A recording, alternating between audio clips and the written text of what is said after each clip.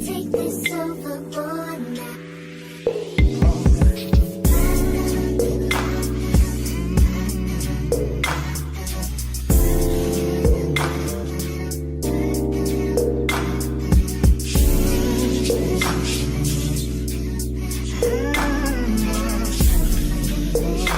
Hey T Squad, it's your girl Keisha, aka Color Me Pynk, and I am here with an all tea, all shade Queen's Court Season 1, Episode 1 review. I drop videos Monday through Sunday. Everything that I say is for entertainment purposes only, not to be taken seriously or literally, meaning my jokes. So if that works for you, let's get into this review. So if you don't know what the Queen's Court it is a reality show that just debuted on Peacock this Thursday. You have to have the Peacock app to watch it. And it is a dating reality show featuring Evelyn and Nivea, Tamar Braxton, and the singer Nivea, who are all looking for their special someone. So the three ladies are going to embark on this dating journey to find their man, their king. And the show is hosted by none other than Holly Robinson Pete and her husband Rodney Pete. They have been married for, I believe they said 27, 28 years. So they're the perfect couple to host this show and help the ladies on their journey to finding their one.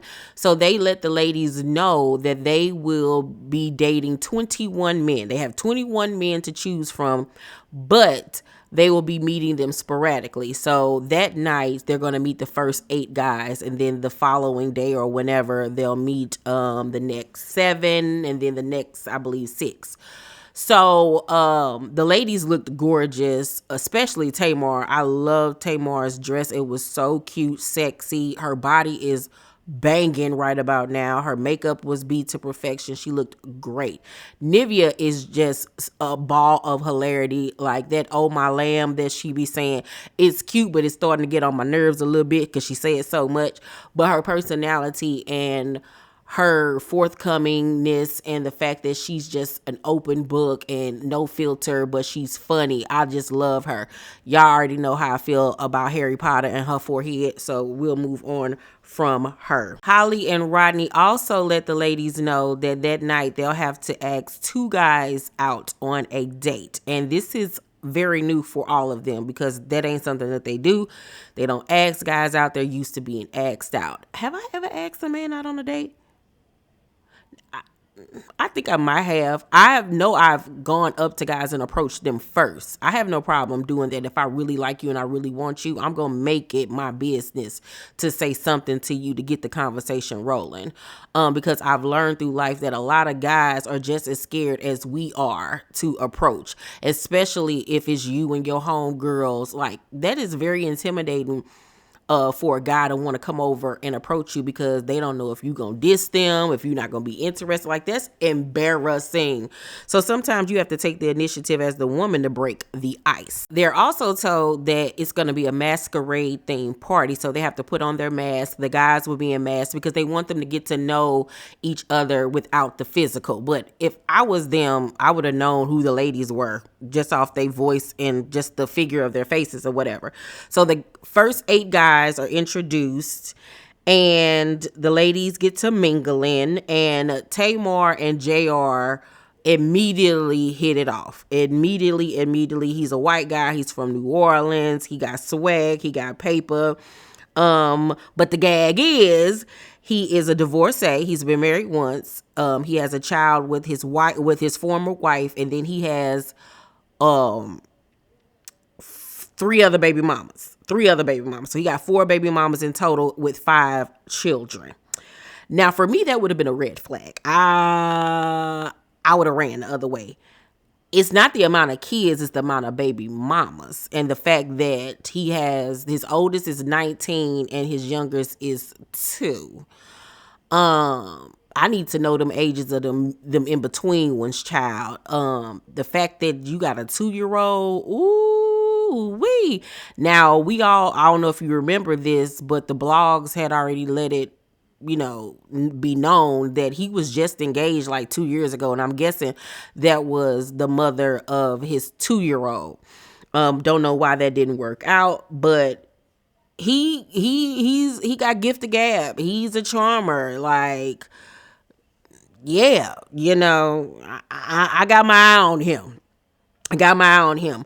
But it was obvious that Tamar was into it. Evelyn, however, was not. As soon as Evelyn heard he had 5 kids, 4 baby mamas, Evelyn was up out the dough, honey. Evelyn, however, is attracted to this dude by the name of Puff. I was shocked by that. I didn't think that he would be somebody Tamar would really, I mean, not Tamar, child. Evelyn would go for. His attire, it was just way too much going on. Like, does he really have on a fedora with a hole in the top so his hair could be out?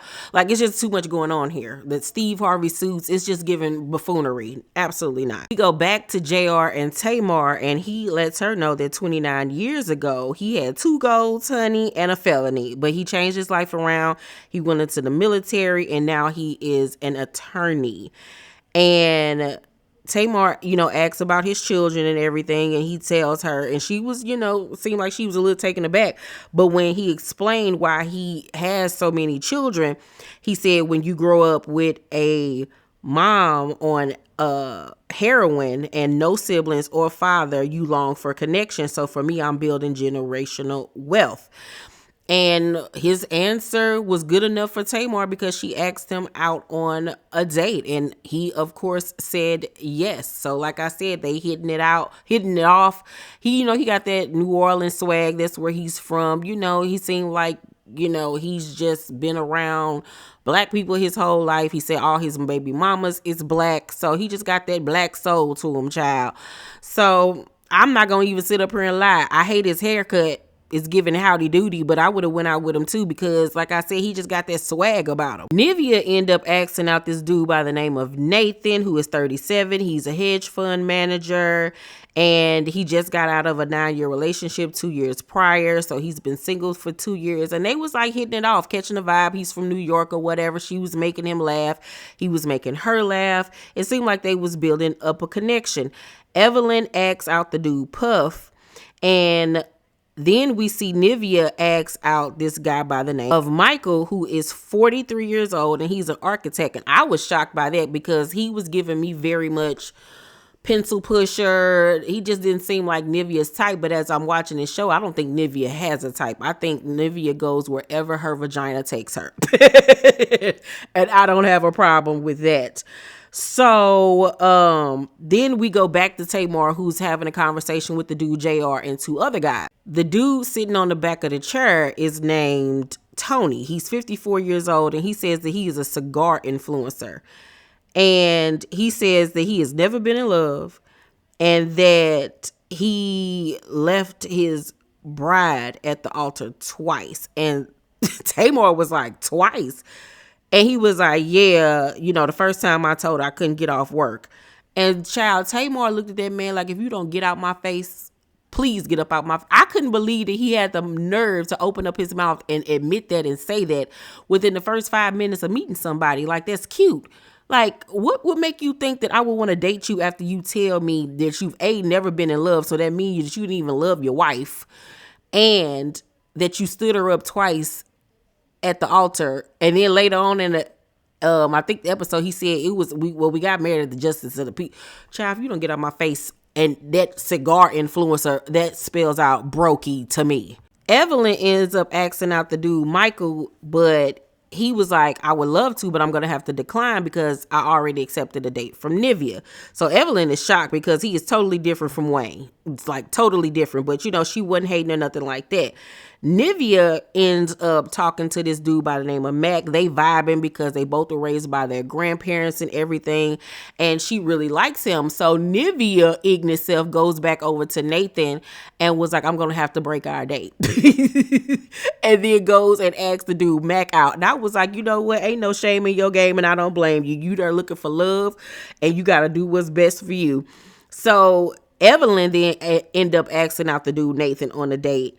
And Tamar ends up asking out this dude named Gatsby. Now, mind you, Gatsby was on Evelyn at first, but he was doing way too much, just coming on way too heavy, throwing it on way too thick. It was just like, ew. And she was like, I am not buying whatever it is you selling. And I was shocked that Tamar gave him a chance, because like it was just giving me scammer vibes. Like, boy, sit down somewhere.